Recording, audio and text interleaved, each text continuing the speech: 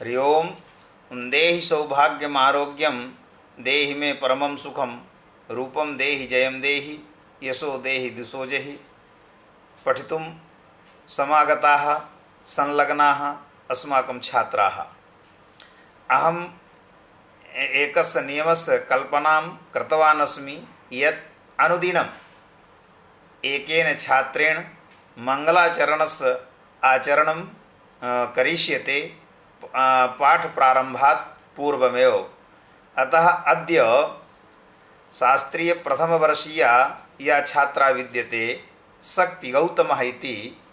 शक्तिगौतमः वागर्थाभ्यो सम्पृक्तौ वागर्थप्रतिपत्तये जगतः पितरौ वन्दे पार्वती परमेश्वरौ इति पद्यस्य मङ्गलाचरणरूपेण श्रावितवती।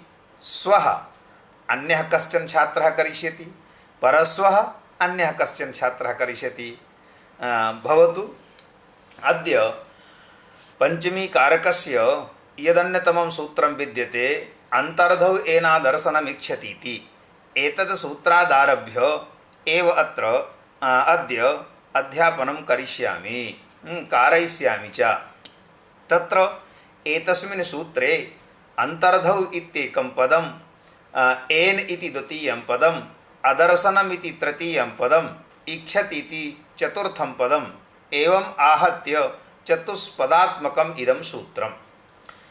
चतुष्पदात्मके अस्मिन् सूत्रे अन्तर्धौ इति सप्तम्याः एकवचनम्, एन् इति तृतीयायाः एकवचनम्, अदर्शनम् इति प्रथमायाः एकवचनम्, इच्छति इति क्रियारूपम्। तत्र सूत्रघटकानि यानि पदानि सन्ति तेषां पदानां निर्वचनं साधुत्वसम्पादनं कथं भवति इति विचारणायां पूर्वम् अन्तर्धौ इति शब्दस्य साधुत्वं कथं जातम् इति विचारयामि, भवतां समेषां पुरतः उपस्थापयामि। तो अंतर उपपदात् धा धातोः उपसर्गे घो किः इत्यनेन सूत्रेण कि प्रत्यये कृते सति अंतरधिः इति प्रयोगः भवति। यतोहि धा धातोः यदा कि प्रत्ययः तदा ककारस इति संज्ञा, धा इ इति जाते आतो लोपिति च इत्यनेन सूत्रेण धातोत्तरवर्ती अकारस्य लोपे सति धिः इति भवति।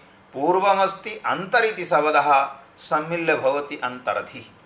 किन्तु अत्र विचारयतु यत् उपसर्गे घोः किः इत्यनेन सूत्रेण तत्रैव कि प्रत्ययः भवति, तस्मात् धातोः एव कि प्रत्ययः भवति उपसर्ग विशिष्टात् धातोः। यत्र उपसर्गः विद्यते घुसंज्ञकात् धातोः कि प्रत्ययः भवति तेन सूत्रेण, किन्तु उपसर्गेण यदा तस्य धातोः योगः विद्यते तदा एव तत्र कि प्रत्ययः। विचारयन्तु यद् व्याकरणे येषां प्रादिगणपठितानां शब्दानाम् उपसर्गसंज्ञा भवति, किं तेषु प्रादिगणे अंतरशब्दस्य पाठः विद्यते न विद्यते। यतोहि 22 शब्दाः सन्ति प्रादिगणे, येषां क्रियायोगे सति उपसर्ग संज्ञा भवति। यथा प्रपरा अपसम अनु अनु औ निस् निर दुस् दुर् इत्यादि रूपा इत्यादि। तत्र भवन्तः प्रायः सर्वे जानन्ति यद् अन्तर्शब्दस्य प्रादिगणे पाठः नास्ति। अन्तर्शब्दस्य प्रादिगणे पाठाभावे भवतु नाम तत्पदार्थस्य क्रियया सह सम्बन्धः, किन्तु प्रादिगणे पाठाभावात् उपसर्गः क्रियायोगे इत्यनेन सूत्रेण अंतर इत्यस्य उपसर्ग संज्ञा नैव भवितुमर्हति। उपसर्ग संज्ञायाः अभावे कथम अंतर इति अंतर इत्युपसर्गात् धा धातोः कथम कि प्रत्ययः भवितुमर्हति। एवं विचारणायाम् आचार्येण उक्तं यद् उपसर्गे घोकिः इत्यस्मिन् सूत्रे एकं वार्तिकं विद्यते यद् आंग की विधि णत्वेषु उपसंख्यानम् आंग की विधि णत्वेषु उपसंख्यानम् इत्यादिकं वार्तिकं विद्यते। यतः अनेन वार्तिकेन अंतरशब्दम् उद्दिश्य की प्रत्ययस्य विधानं कृतं। यदि अंतरशब्दम् उद्दिश्य की प्रत्ययस्य विधानं न स्यात् तदा वार्तिकस्य वैयर्थ्यापत्तिः। अतः अंतरशब्दस्य आंगिक विधिषु उपसंख्यान विधि वार्तिकारंभ सामर्थ्यात् अंतरशब्दस्य प्रादिगणे पाठाभावेपि तस्य उपसर्गत्वं कल्प्यते। अतः अंतर इदमपि अंतरिति शब्दः अस्य अंतरिति शब्दस्यापि उपसर्गत्वेन कल्पना उपसर्गत्वेन च क्रियते आचार्यैः। अतः अत्र एका नूतना वार्ता आगता, अत्र एकः नूतनः पक्षः आगतः यत् न हि मात्र प्रादिगणपठित शब्दानामेव क्रियायोगी उपसर्ग संज्ञा भवति, किन्तु तत्तद् विधि सामर्थ्यात् अंतरादि शब्दाः अपि उपसर्ग संज्ञकाः भवन्ति। यथा अत्रैव अंतरशब्दस्य उपसर्ग संज्ञा जाता। तो एवं रीत्या अंतर इत्युपसर्गात् धा धातोः उपसर्गे घोकि इति सूत्रेण की प्रत्यय कृते सति अंतरधि इति शब्दः निष्पद्यते। अंतरधि इति शब्दस्य सप्तम्याः एकवचने अंतरधौ इति भवति। अनन्तरं पदं विद्यते एन इति यत् शब्दस्य तृतीयैकवचने एन इति रूपं भवति। अनन्तरं पदं विद्यते अदर्शनमिति। तो अदर्शनमित्यस्य दृश्यते ज्ञायते अनेनिति दर्शनं न दर्शनमिति अदर्शनं। दृश् धातोः ज्ञानार्थकात् दृश् धातोः लिट् करणे अर्थे लिट् प्रत्यय कृते सति दर्शनमिति निष्पद्यते। भावेपि लिट् प्रत्यय कृते सति दर्शन इति शब्दः निष्पद्यते। दर्शन इत्यस्य अर्थः भवति ज्ञानं। यदा दृश् धातोः ज्ञानार्थकात् दृश् धातोः भावे लिट् प्रत्ययः क्रियते चेत् तदा दर्शन शब्दः ज्ञानार्थकः। यदा च ज्ञानार्थकात् दृश् धातोः करणे अर्थे लिट् प्रत्ययः क्रियते तदा दर्शन शब्दः ज्ञान साधनभूतः। अतः अत्र अदर्शनम् इत्यनेन अदर्शन घटक दर्शन पदे भावार्थक लिट् प्रत्ययः स्वीक्रियताम्। तो दर्शनं ज्ञानम् अदर्शनम् अर्थात् ज्ञानाभावः। तो न दर्शनम् अदर्शनमिति इच्छति तो भवन्तः जानन्ति एव यदि इस धातोः इस इच्छायां इत्यस्मात् धातोः प्रथम पुरुषैके वचने इच्छति इति रूपं भवति। इच्छति इच्छतः इच्छन्ति इत्यादि रूपाणि प्रचलन्ति। एवं रीत्या सूत्रघटकपदानाम् एवं निर्वचनम् अनया रीत्या भवति। अनन्तरम् इदमपि विचारणीयं यद् अंतरधौ इत्यत्र सप्तमी विद्यते। तो सप्तमी विधायकम् एकमेव सूत्रं सप्तमे अधिकरणे अर्थात् अधिकरण संज्ञा पूर्वं भवितव्या। तो अधिकरण संज्ञा अंतर्धि शब्दस्य कथं भवति? अथवा अधिकरण संज्ञायाः अभावेपि एकं वार्तिकम् अस्ति एकं च सूत्रम् अस्ति। येन सूत्रेण अधिकरण संज्ञायाः अभावेपि सप्तमी विभक्तिः भवति। तच्च सूत्रमस्ति यस्य च भावेन भावलक्षणम्। यस्य च भावेन भावलक्षणम् इत्यनेन सूत्रेणापि सप्तमी विभक्तिः। अथ च निमित्तात् कर्मयोगे इति वार्तिकेनापि सप्तमी भवति। कुत्र यत्र आधारोऽधिकरणम् इत्यनेन अधिकरण संज्ञा न भवितुमर्हति तत्र क्वचित् यस्य च भावेन भावलक्षणम् इत्यनेन सप्तमी क्वचिच्च निमित्तात् कर्मयोगे इत्यनेन सप्तमी भवति।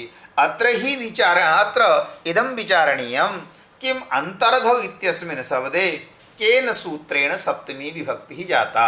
तत्र मतद्वयं विद्यते।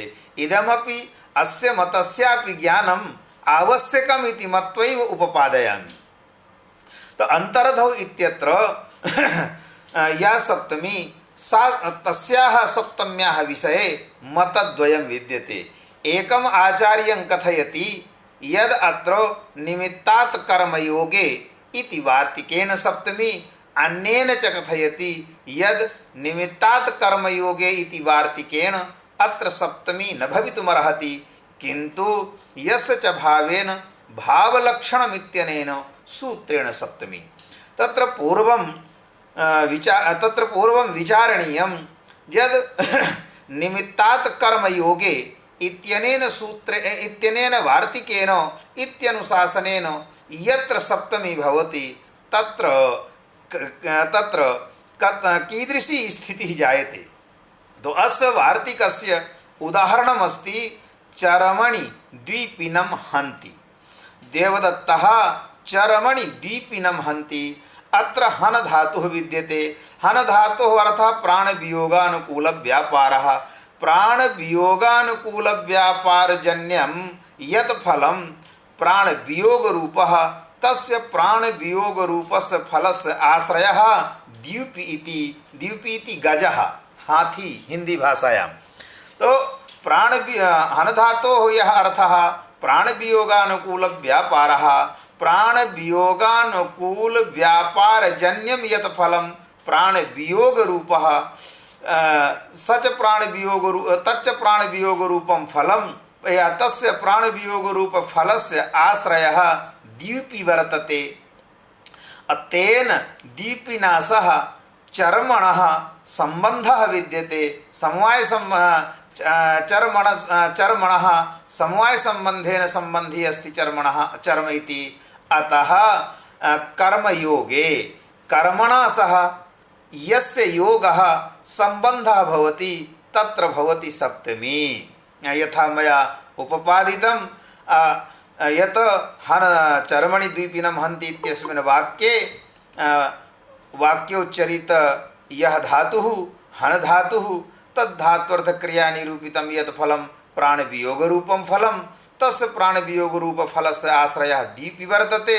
तेन द्वीपिना सह चर्मपदार्थस्य सम्बन्धः संयोग समवायसम्बन्धः। अतः निमित्तात् कर्मयोगे, तो कर्मयोगे कर्मणा सह संबंधे सति निमित्तवाचकात् पदात् सप्तमी विभक्ति भवति। अतः चर्म शब्दात् सप्तमी विभक्ति जाता। चरमणि द्विपिनं हन्ति इति वाक्यस्य साधुता भवति। प्रकृते किमस्ति? प्रकृते लक्षणस्य समन्वयः क्रियतां यद् अन्तर्धौ अदर्शनम् इच्छति। त इच्छति इति क्रिया विद्यते। इच्छति क्रिया निरूपितं कर्मत्वम्। इच्छति क्रिया निरूपितं कर्मत्वम्। इच्छति क्रियायाः कर्म किमस्ति? तो इच्छति क्रियायाः कर्म अस्ति अदर्शनम् इति। तेन अदर्शनेन सह अन्तर्धिपदार्थस्य सम्बन्धः। अतः अत्रापि निमित्तात् कर्मयोगे कर्मपदं कर्मयोगे अर्थात कर्मणः योगे सति कर्मणा सह संबंधे सति यदि निमित्तवाचकं पदं भवति तस्मिन् निमित्तवाचके पदे सप्तमी विभक्तिः।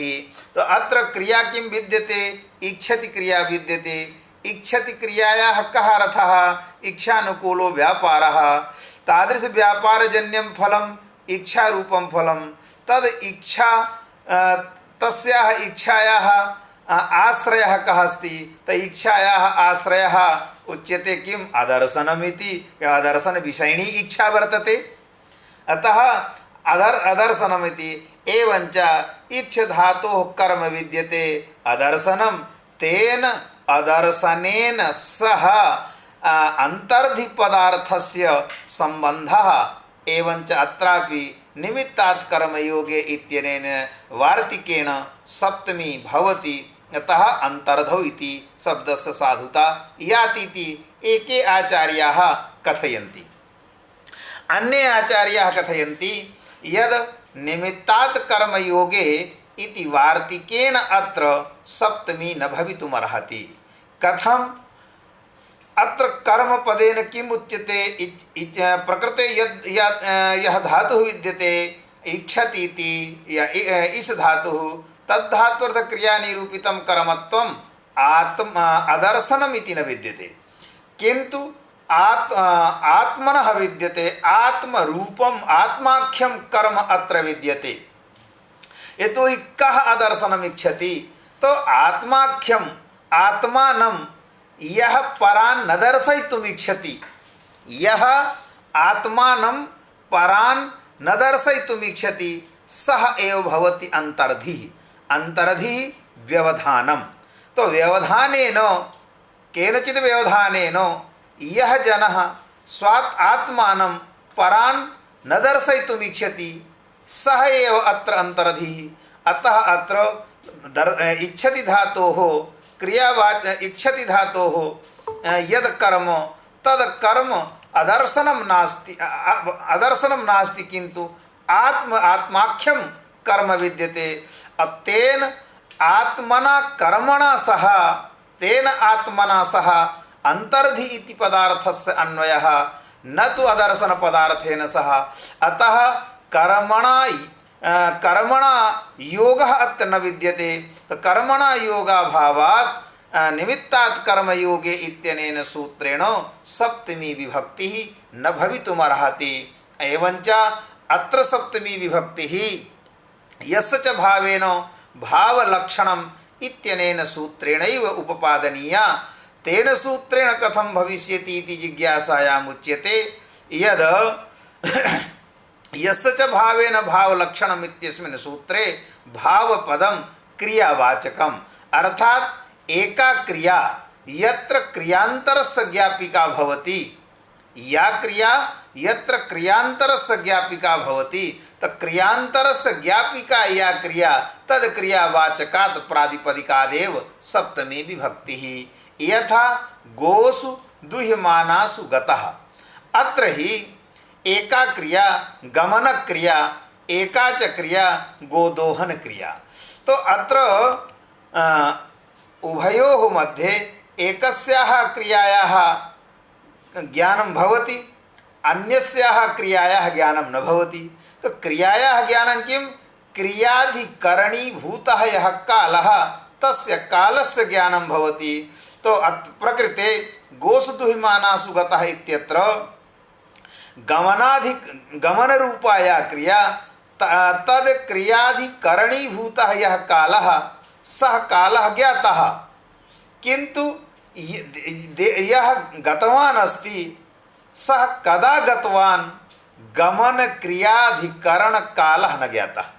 सः गतवान् इति तु ज्ञातः, किन्तु कदा गतवान् इति न ज्ञातः।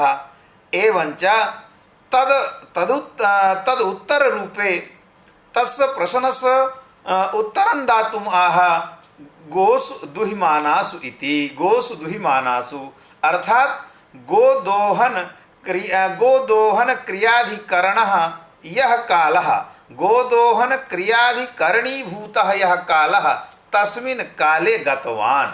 तो अत्र गमन क्रिया ज्ञाता, किन्तु गमन क्रियाधिकरणीभूतः यः कालः सः कालः न ज्ञातः यत् कदा गतवान्। तदानीन्तन काले दुह्यमानासु गतः इति उच्यमाने सति इदं ज्ञानं भवति यद् अयं जनः गोदोहनाधिकरणीभूतः यः कालः तस्मिन् काले गतवान् अस्ति। एतेन किम् आगच्छति? एतेन इदमेव आगच्छति यद् एकस्याः क्रियायाः यः कालः तत्कालस्य ज्ञापिका या अन्या क्रिया भवति, तस्मात् प्रातिपदिकात् तद्वाचकात् प्रातिपदिकादेव सप्तमी विभक्तिः। प्रकृते किमस्ति? प्रकृते एका क्रिया अस्ति अंतर्धिः, अपरा क्रिया विद्यते अदर्शनमिति। अदर्शनमपि एका क्रिया एव। अंतर्धि अर्थात व्यवधानं दर्शयितुं न इच्छति। तो अंतर्धि व्यवधानं, तो व्यवधान रूपा एका क्रिया, अदर्शनमिति दर्शनाभाव रूपा द्वितीया क्रिया। तो एक क्रिया अर्थात अदर्शन रूप क्रियायाः ज्ञापिका क्रिया भवति अंतर्धिरिति क्रिया। यतो हि तस्य ज्ञानं तस्य चाक्षुष प्रत्यक्षः कथं न जातं। जनः मम पुरतः एव विद्यते, किन्तु पुरतः विद्यमानस्य जनस्यापि चाक्षुष प्रत्यक्षो न जातः। तत्र कारणं किं? कारणमिदमेव यदस्ति मध्ये व्यवधानम्। तर्हि व्यवधानात्मिका एका क्रिया, अदर्शनात्मिका च द्वितीया क्रिया। अदर्शनात्मिका क्रियायाः ज्ञापिका क्रिया विद्यते अंतर्धिरिति क्रिया। अतः अत्र अंतर्धिरिति क्रिया विद्यते। अतः यस्याः क्रियायाः ज्ञापिका अंतर्धि क्रिया तद क्रियावाचकात् सप्तमी विभक्ति। अतः अंतर्धि शब्दात् सप्तमी विभक्ति। यस्य च भावेन भावलक्षणम् इत्यनेन सूत्रेण भवति। तदेव अस्य सूत्रस्य सूत्रार्थकरण प्रसंगे आचार्य दीक्षितेन उक्तं व्यवधाने सति इति। तो व्यवधानम इत्यर्थः अंतर्धौ इत्यस्य अर्थः सति इति सप्तमे अर्थः व्यवधाने सति यत् कर्तृक आत्मनः। अग्रे लिखितं यत् कर्तृक आत्मनः एन इत्यत्र कर्तरि तृतीया विद्यते। तो यत् कर्तृक आत्मनः अदर्शनम दर्शनाभावम इच्छति, अर्थात एन आत्मानं दर्शयितुं न इच्छति। यह आत्मानं दर्शयितुं न इच्छति। तो यह जनः आत्मानं दर्शयितुं न इच्छति, सः कम उपायं करोति यद अन्यः जनः मां न द्राक्षीत। तो सः उपायं करोति यद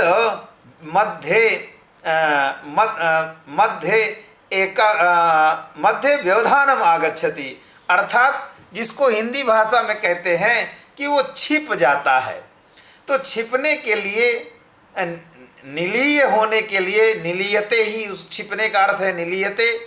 तो छिपने के लिए मध्य में कोई एक वस्तु चाहिए, कोई एक व्यवधान चाहिए जिसके कारण वह अपना जो देखना चाहता है, जो दूसरा व्यक्ति, वो अपने को नहीं देखने देना चाहता। तो कोई व्यक्ति हमको देखना, जैसे प्रकृति में लीजिए, मैं आपको देखना चाहता हूँ पुष्कर तिवारी, और अगर आप मुझे नहीं देखने देना चाहते हैं तो आप अपना कैमरा ऑफ कर लेंगे। तो ये क्या हुआ? अहम दर्शनम कर्तुम इच्छामि, अहम द्रष्टुम इच्छामि, भवन्तः